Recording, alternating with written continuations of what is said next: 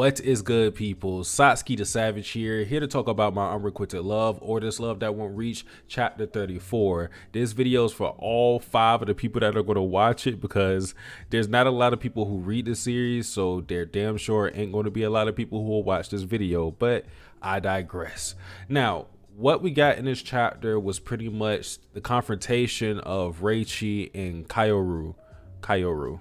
I always mess up her name because her name is, at least in my mind, similar to Kuroe's.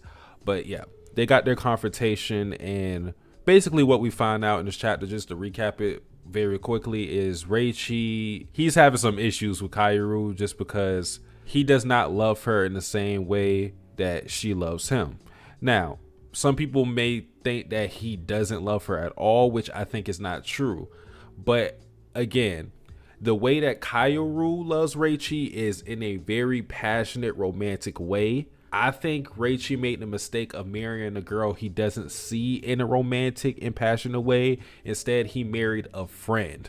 I think he only views her as a friend. Of course, he has to think she's attractive to want to have sex with her. You know, in some cases, you don't even need that much. That's when the horniness kicks in. But again, he does not view her in the same way that she views him. It's not mutual. So we got the confrontation because of that. Because Kaoru felt like, even though Reiichi has said in the past that he loves Kaoru, it didn't feel like it was genuine. It felt like words of comfort. So she confronted him on that, and they weren't baseless claims. They weren't just purely based on insecurity. They were true. Reiichi has been seeing Kaoru's friend, Risako. I believe that's her name, Risako. Reiichi and Risako have been talking. This brings into question what you consider cheating, because even Reiichi acknowledged that what he was doing with Risako was a betrayal of trust, which I think most rational people can agree with. But that whole plot point brings in, again, the general topic, the broad topic of what do you consider cheating. And I think that is subjective to the person, because for some people, cheating just comes in physical forms, like having sex with someone, kissing them, things like that. In other cases, at least to me, cheating can be non-physical. It can be emotional. Just flirting, in my eyes, can be cheating, because you're giving that person the attention, or at least the illusion, that you could break apart from your relationship. Again, even if it doesn't go further than just flirting, in my opinion, flirting can be cheating, or flirting is cheating in my eyes.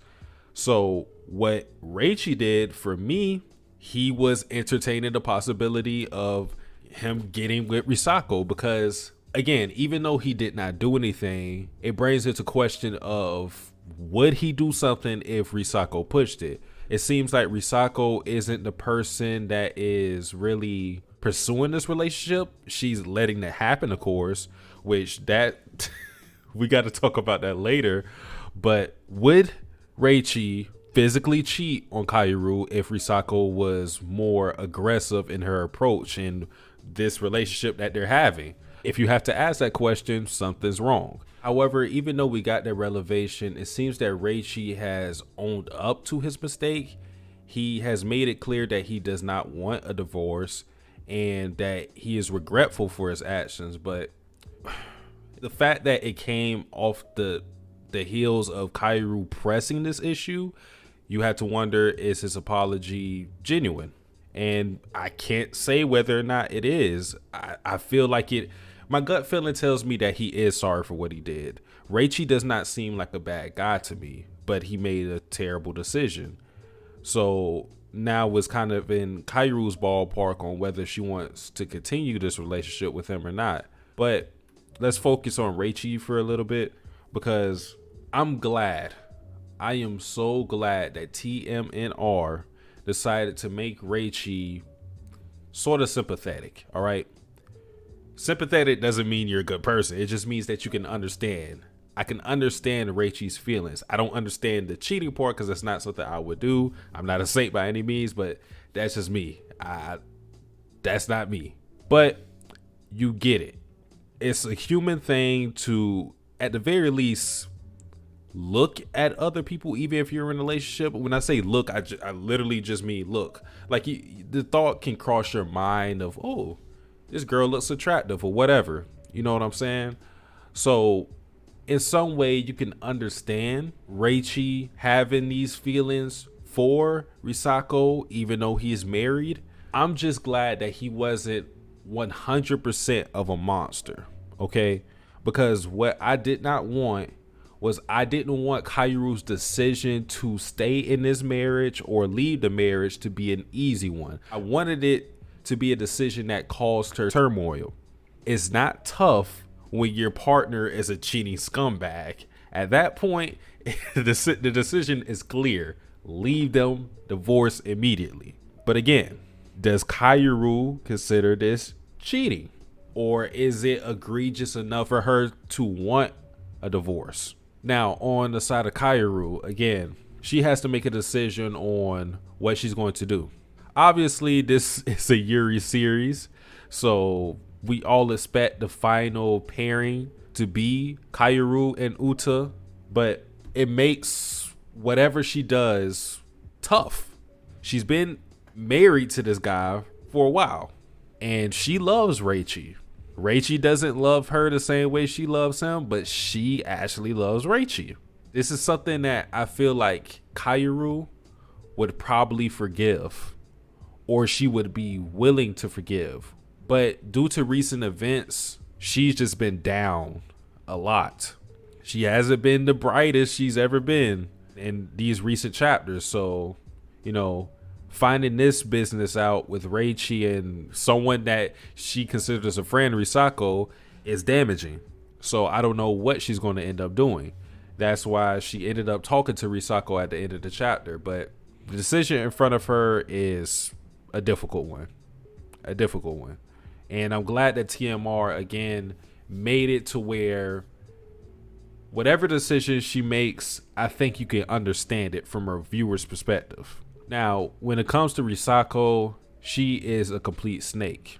Her point of view hasn't been properly explained to her, so maybe I will change my perspective when we find out more in the next chapter or incoming chapters. But in my opinion, Reiichi, what he did was a bad decision, and it should have never happened because he's the married one. But in some way, I feel like it's worse on Risako's part because Kaoru is supposed to be your friend.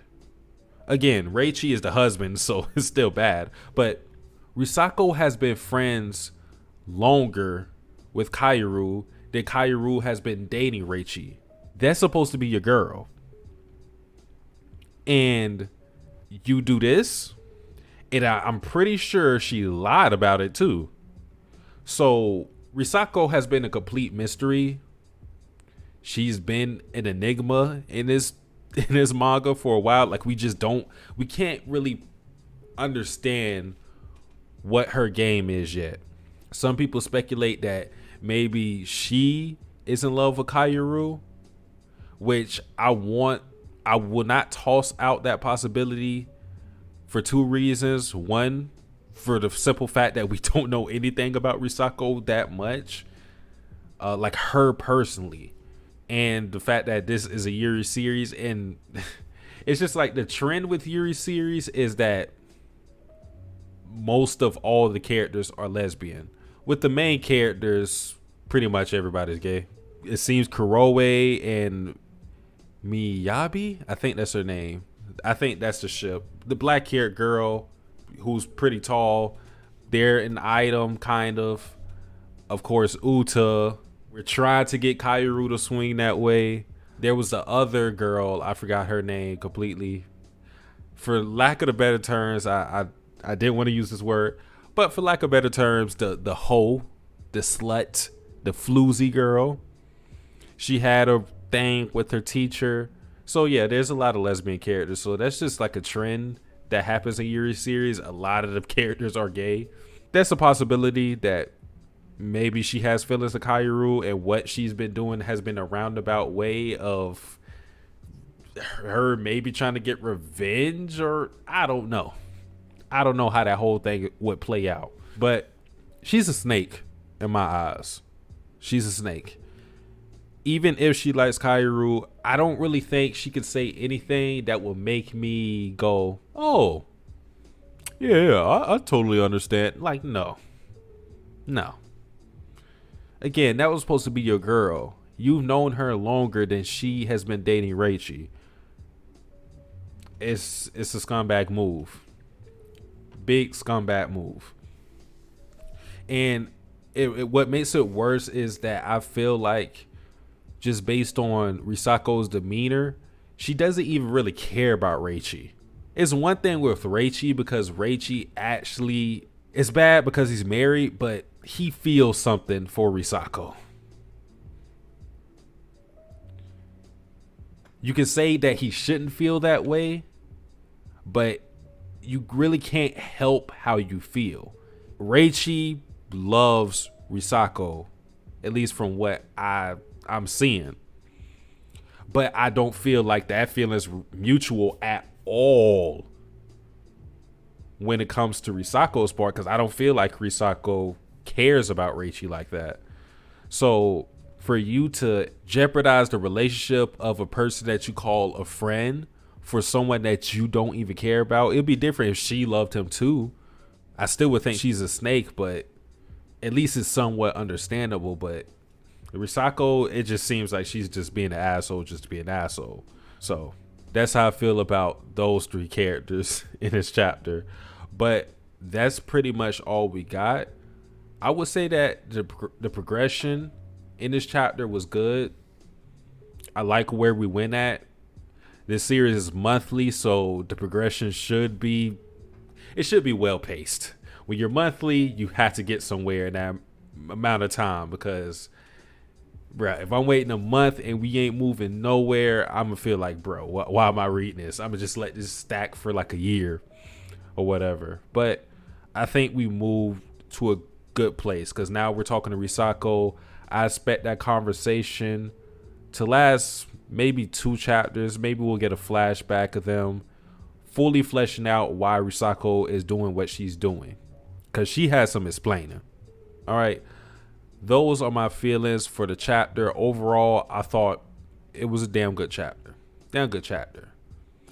But that's just me. For the 5 people that continued to watch this video, I appreciate y'all. I am Satsuki the Savage. Like, comment, subscribe. I am out. Tasting your soul, you're not in control, just giving you goals. Scared of your past, the future is closed. The start is the end is a start. They both are the same, can't tell them apart. Nigga, that's cuz the intro was the outro.